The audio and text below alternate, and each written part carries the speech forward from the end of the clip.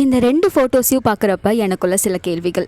சின்ன வயசுலேருந்தே எனக்கும் அண்ணாக்கும் ஒரு நல்ல எஜுகேஷனை கொடுக்கணும் அப்படின்னு சொல்லி அம்மாவும் அப்பாவும் ரொம்ப கஷ்டப்பட்டு படிக்க வச்சாங்க. ஆனால் எந்த ஒரு மொமெண்ட்லேயுமே அப்பா கூட இருந்ததில்லை. பேரண்ட்ஸ் டீச்சர்ஸ் மீட்டிங் ஆகட்டும், மந்த்லி ரிப்போர்ட் கார்ட் சைன் பண்ணுறது, ஆனுவல் டே, அவார்ட் டே அப்படின்னு சொல்லி எந்த ஒரு விஷயத்துக்குமே அப்பா கூட வந்தது கிடையாது. எல்லாத்துக்குமே அம்மா தான் பார்த்துப்பாங்க. இவ்வளோ என் கடைசியில் என்னோடய கான்வெகேஷனுக்கு கூட நான் எவ்வளோவா அப்பாவை கூப்பிட்டு பார்த்தேன். ஆனால் அது வீக் டேஸாக இருந்தனால நான் வரல, நீயும் அம்மாவும் பார்த்துக்கோங்க அப்படின்னு சொல்லி சிம்பிளாக முடிச்சிட்டாரு.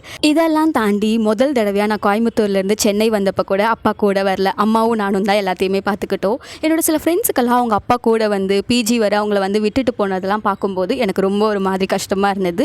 ஆனால் எங்கள் வீட்டில் இப்படி அப்படின்னா, என்னோட இனி சில ஃப்ரெண்ட்ஸோட வீட்டில் எப்படின்னா, அவங்க அம்மா எந்த ஒரு விஷயத்துக்குமே வர மாட்டாங்க. எல்லாத்தையுமே அவங்க அப்பா தான் ஹேண்டில் பண்ணிப்பாங்க. ஆனால் என்னை பொறுத்த வரைக்கும் ஃபேமிலியில் எந்த ஒரு மொமெண்ட்டாக இருந்தாலுமே அம்மா அப்பா 2 பேருமே இருக்கிறது இம்பார்ட்டண்ட்டான ஒன்று. ஏன்னா இப்போ அப்பாவே நினச்சா கூட என்னோட கான்வெகேஷன் திரும்பி நடக்க போகிறது கிடையாது.